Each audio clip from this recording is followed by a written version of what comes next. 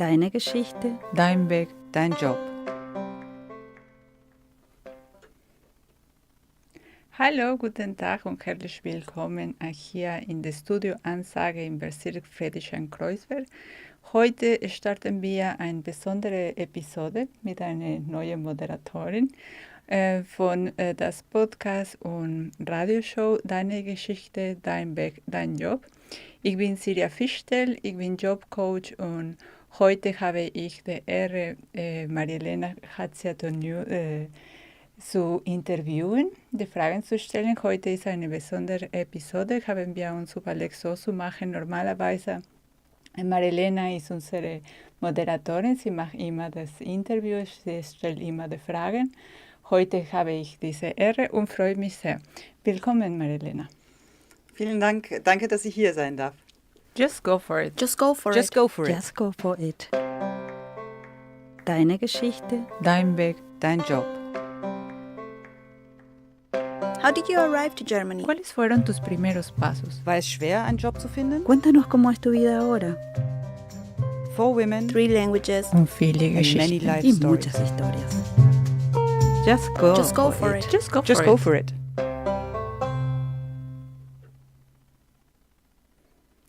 Super, so konnten wir jetzt starten mit der ersten Frage. Also, wie geht es dir? Die erste Frage. Mir geht's heute eigentlich sehr gut. Ich habe gut zu euch gefunden hier im Studio Ansage. Es ist auch ein ganz anderes, ein neues Gefühl für mich, mal auf der anderen Seite zu sitzen. Und jetzt bin ich mal sehr gespannt, was für Fragen kommen und was für Antworten vielmehr mir dabei anfallen werden. Starten wir mit der sehr einfachen Frage. Wie bist du in Deutschland angekommen? Mhm. Die Frage ist sehr einfach. Mein Ankommen hier war mit ein bisschen Umwegen. Und zwar bin ich hier 1994, vor 30 Jahren eigentlich, in Deutschland angekommen. Und zwar über meine Universität in England. Ich hatte in England studiert, ein 4-jähriges Bachelor. Und die hatten integriert im Studiengang, ich konnte mir das nicht aussuchen, ich musste sozusagen nach Deutschland kommen, weil ich European Studies studiert hatte, das konnte man mit Deutsch oder mit Französisch, das heißt entweder ein Jahr nach Deutschland kommen oder ein Jahr nach Frankreich gehen. Und Deutschland war Berlin vorgesehen und so kam ich 1994 nach Berlin. Oh, super. Und wie war Berlin vor 30 Jahren? Wie war Berlin vor 30 Jahren? Total anders. Es war noch in einer super Umbruchsstimmung. Ich kann mich erinnern, ich habe nicht ein einziges Möbelstück gekauft. Ich habe alles von der Straße irgendwie gefunden und konnte das, als Student hat man eh nicht viel Geld, aber es lag wirklich sehr viel rum. Man konnte einen ganzen Haushalt damit ausstatten. Es war, okay, ich war jetzt auch Studentin, es war super aufregend. Es gab, also im Vergleich zu London, und viele Leute haben mich gefragt, ja, du findest Berlin schöner als London? Und ich sage, ja, es ist mehr Leben, es ist mehr politisches Leben, es gab viel mehr Zeitungen, viel mehr Bewegung. Es gab auch natürlich viel mehr Bars, es gab eine Montagsbar, eine Dienstagsbar, eine Mittwochsbar. Du kamst am Wochenende, hast du nur noch geschlafen, weil man dann nicht mehr konnte. Gelernt? Und gelernt hat man dann immer in den Parks, wenn das Wetter schön war und immer mit schlechtem Gewissen, dass man nicht genug lernt, aber sich dafür ein bisschen sonnt, wenn die Sonne mal rauskommt. Also Berlin, würde ich sagen, war schon anders vor 30 Jahren, aber ja, ich finde es heute immer noch toll. Und wenn ich fragen darf, hast du immer in Friedrichshain-Kreuzberg gewohnt oder in Mitte des Stadtes Berlin? Nein, meine erste Anmeldeadresse, und da muss man auch sagen, es gab schon immer diese Sache, wo melde ich mich an? Ich musste mich irgendwo anmelden und das habe ich bei einem Freund gemacht in Schöneberg im Bezirk. Gewohnt habe ich aber im Prenzlauer Berg und zwar total lustig bei einer Frau, die gerade in London war für ein Jahr und die Wohnung untervermietet hat. Ja? Aber es sind immer, und das haben wir heute noch, und da sehen wir diese Sachen, wo melde ich mich an, wo ist meine Meldeadresse? Und ich weiß heute noch meine Meldeadresse, weil die auf jedem Bibliothekskarte stand, also überall meine Meldeadresse. Ja? Briefe, alles. Und es war ja auch wichtig, dass man weiß, wer an seiner Meldeadresse wohnt, damit man an den Briefen kommt. Genau. Aber in Friedrichshain-Kreuzberg habe ich die längste Zeit meines Lebens hier in Berlin gelebt, aber das kam erst seit 1996, also 2 Jahre später. Okay, super.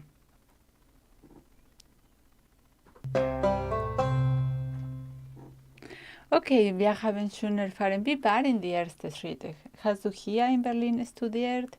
Also du hast schon die Meldeadresse, eine Wohnung gefunden. Aber wie war für dich diese ersten Schritte, in Berlin anzukommen? Also ich kam in der Tat als Studentin an, bin nach einem Austauschjahr auch wieder zurück nach England, habe fertig studiert, habe damals gedacht, ich muss unbedingt wieder zurück. Und ich habe dann mich für einen Masters beworben und es war mir egal, was es inhaltlich gewesen wäre, solange es mich nach Berlin gebracht hat. Ich habe auch einen gefunden, der sogar mit dem Stipendium zusammen war, sodass ich ein bisschen so eine Starthilfe hatte.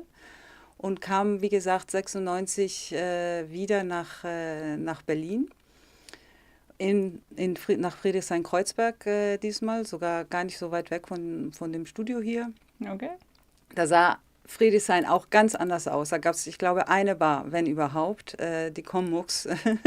und sonst gab es hier eigentlich nicht. Man hatte auch ein bisschen, als Ausländer hat man ein bisschen Angst, zum Teil eine Fremdsprache zu sprechen auf der Straße. Das hat sich heute komplett geändert. Ja? Heute hört man eigentlich mehr Fremdsprachen als Deutsch auf der Straße, was ich auch sehr toll finde und bereichernd.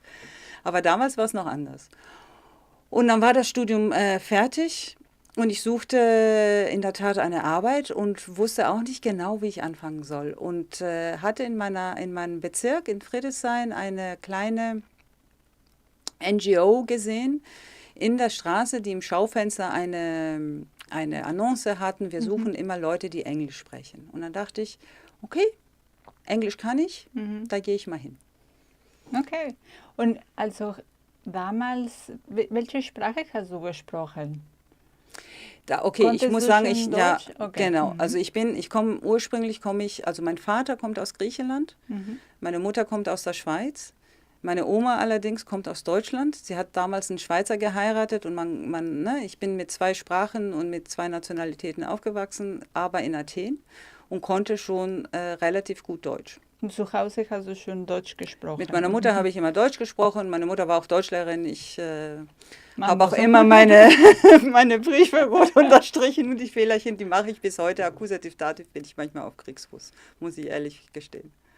Ja, ich denke alles auf. Ja.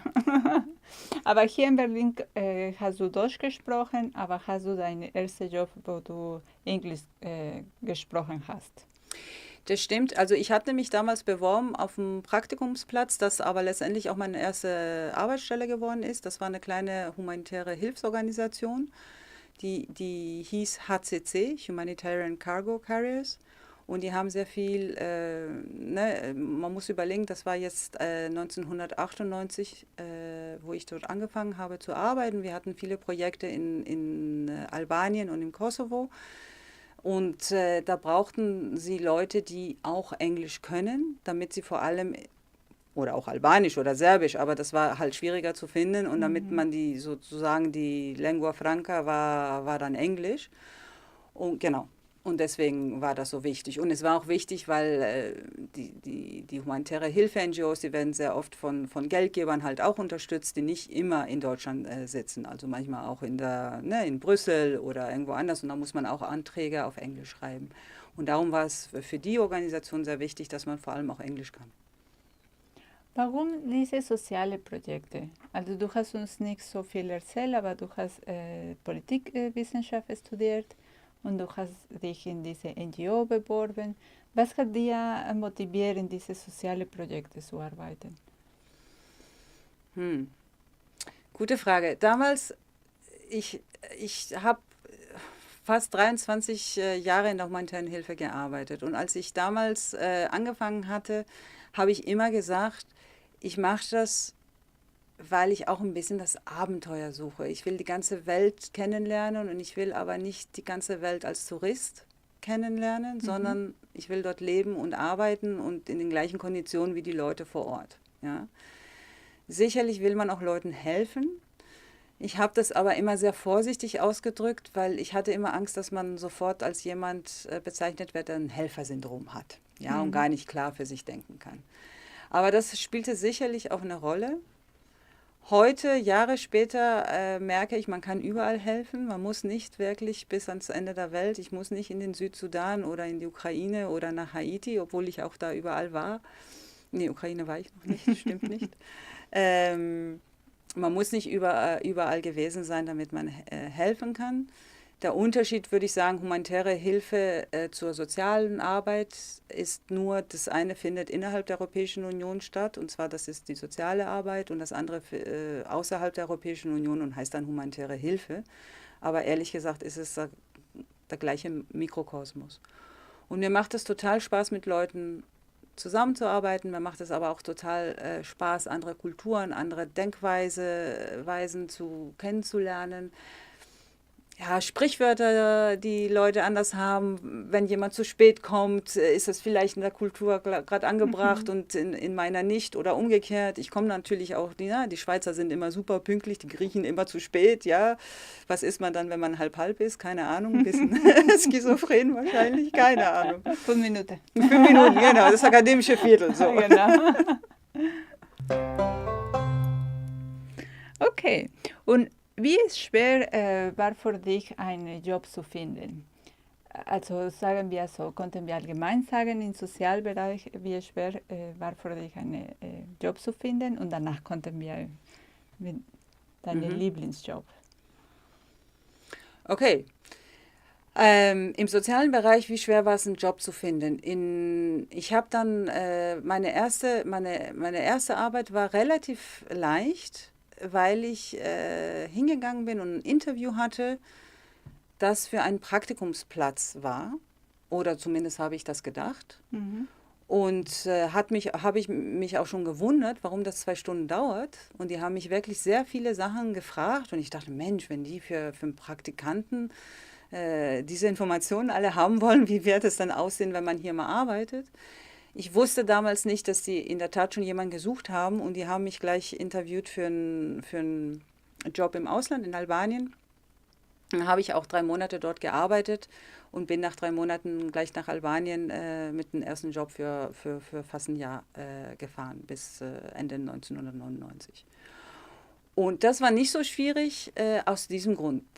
Der Job danach, das war beim Roten Kreuz, beim Deutschen Roten Kreuz, das war wieder eine viel größere Institution. Da hatte ich wirklich, ich glaube nicht so sehr, dass ich als Ausländerin bin, aber ich hatte schon Angst, wie komme ich da rein? Ja, das war eine große Organisation, und ich habe immer den Aufhänger gemacht, so, stellen Sie auch Ausländer ein?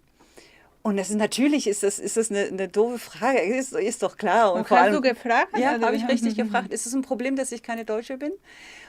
Und ich wusste wahrscheinlich die Antwort, aber ich dachte, okay, das ist eine schöne Frage, wo der andere dann sagen kann gleich, ja, überhaupt kein Problem, und so kommt man ein bisschen ins Sprechen. Also ich glaube, ziemlich bewusst meinen Migrationshintergrund genutzt, damit ich irgendwie in die Diskussion mit reinkomme. Okay.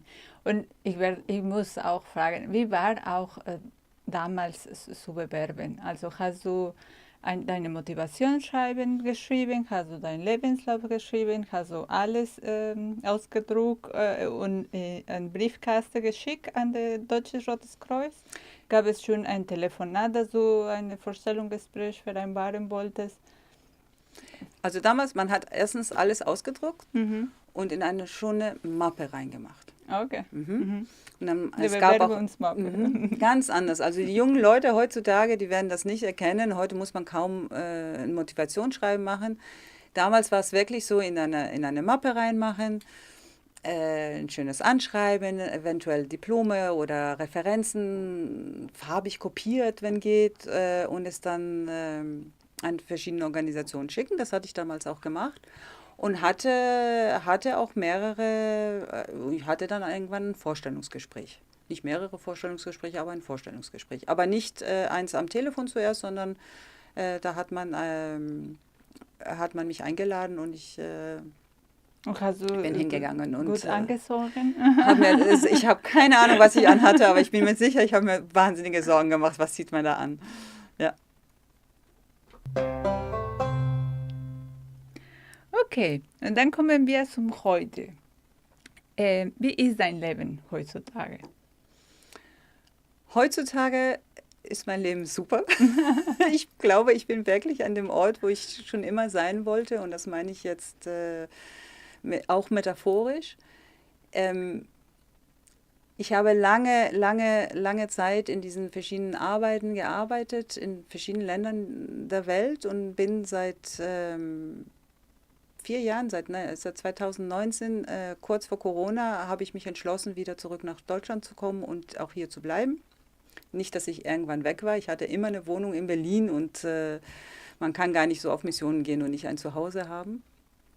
Aber habe mich entschlossen, hier zu bleiben und in Berlin sesshaft zu werden. Früher ein ganz schlimmes Wort, inzwischen kann ich mich damit anfreunden. Was bedeutet das? Sesshaft heißt, dass man nicht mit einem Koffer in der Hand gleich wieder auf Reisen geht oder weg will. Ja. Okay. Und sesshaft hatte für mich früher immer einen ganz schlimmen Beigeschmack, weil ich dachte, okay, dann kann ich ja nie was ändern. Und ich muss immer Jahr rein, Jahr raus, immer im gleichen Ort sein.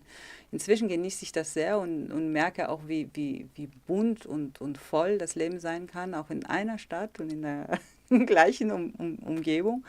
Dazu muss ich sagen, ich habe 2020 während Corona gegründet und habe gleich eine GmbH gegründet, Just Go For It.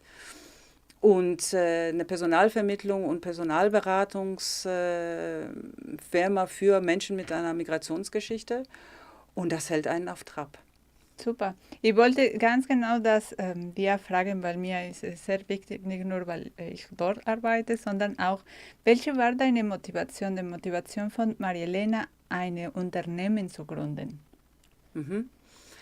Ein Unternehmen zu gründen, und zwar ein nicht gemeinnütziges Unternehmen, hatte zwei Hintergründe. Zuerst ein Unternehmen wollte ich gründen, weil ich auch Projektgelder beantragen wollte, und das geht nicht, wenn man selbstständig ist. Das kannst du nur machen, wenn du eine Körperschaft hast. Und das würde gehen mit einem Verein, das geht auch mit einer GmbH oder einer UG, aber das geht nicht als Selbstständige, als Freelancer sozusagen.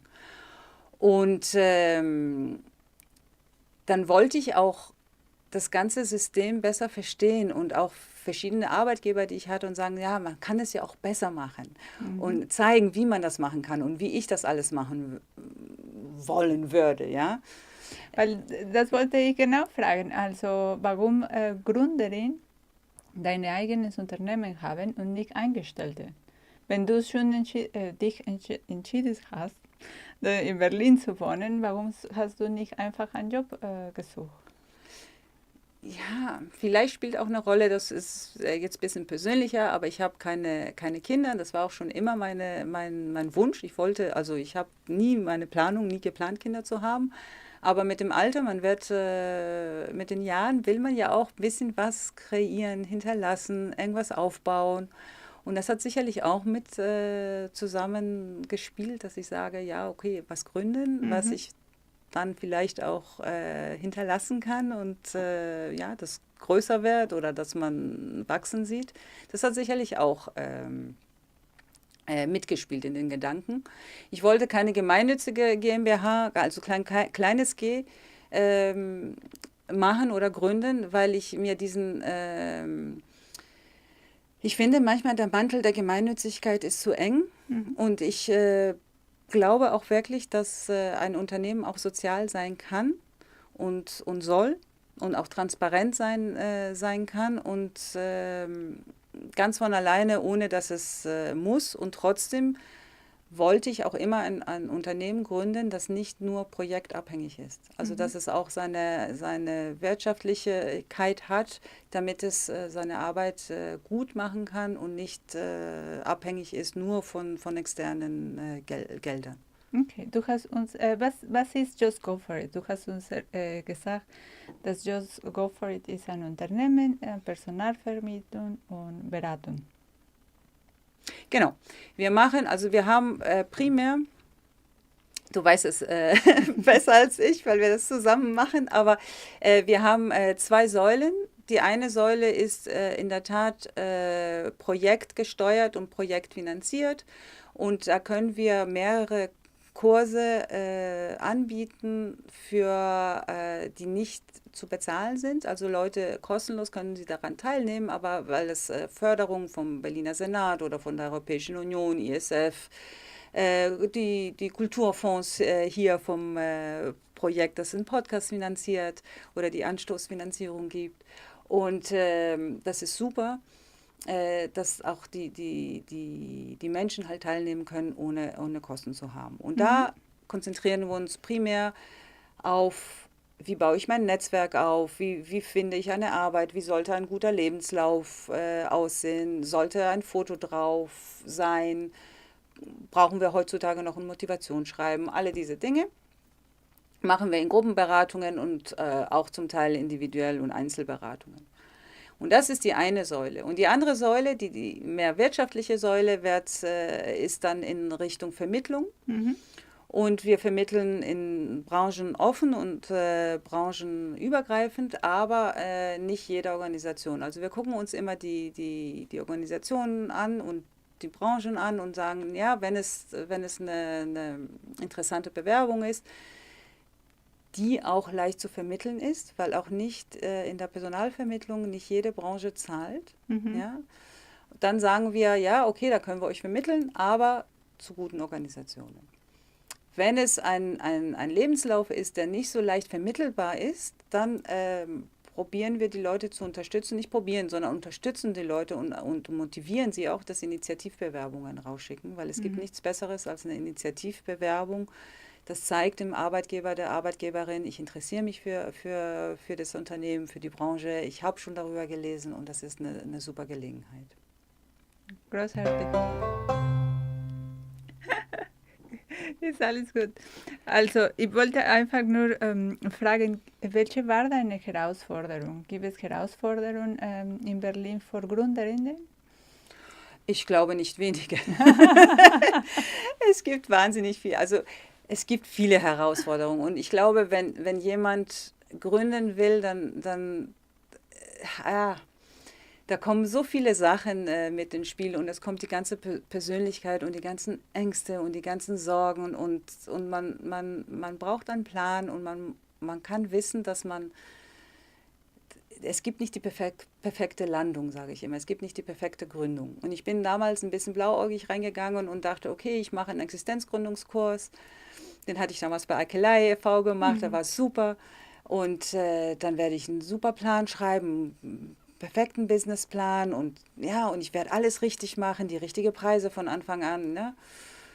Ja, und dann holte mich die Realität an. Und dann ist sehr lange nichts passiert, bis wir uns kennengelernt haben. Dann haben wir auch 2 Jahre lang fast kostenlos, umsonst, ohne irgendeine Forderung, Beratung gemacht, Workshops gegeben, mit Menschen gesprochen, sind zu Events gegangen, ne? Netzwerke aufgebaut und dann kam erst das erste Projekt. Also ja, und die Herausforderungen sind auch bis heute. Nur heute habe ich ein bisschen diese Sicherheit, ich habe schon einmal überlegt, es wird auch gut gehen und es macht immensen Spaß. Ja, und alle deine Kompetenzen, dass du schon und Erfahrungen, dass du schon hast von deinen anderen Jobs, hast du einfach nur hier mitgebracht. Kann man mitbringen und die helfen auch alle. Ja, sei es die Sprachen, wir sprechen auch sehr viel bei Just Go For It auf Spanisch halt, weil wie du auch selber Spanisch Muttersprache hast, ich nicht, aber ich probiere mich immer wieder. Und sehr gut, ja. Genau.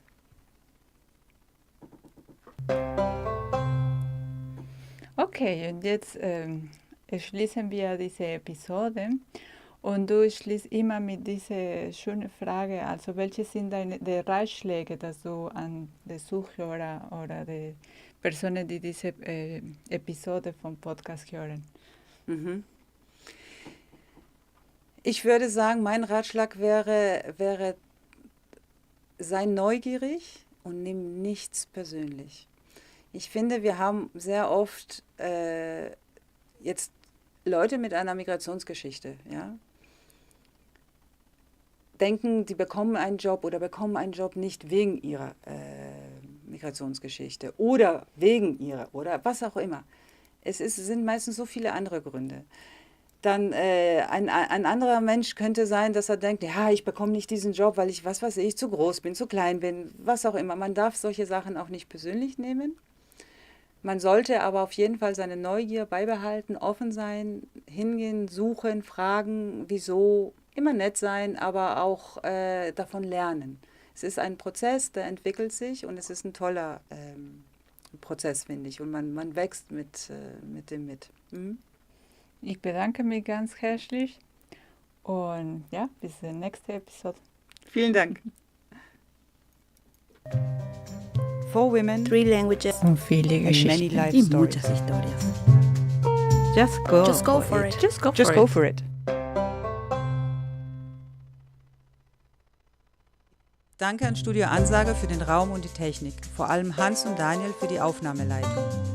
Danke Swantje Reuter für Expertise, Mut und Zuspruch und natürlich unseren Gästen. Dieser Podcast wurde produziert von Just Go For It und unterstützt mit Mitteln des Projektfonds Kulturförderung Friedrichshain-Kreuzberg.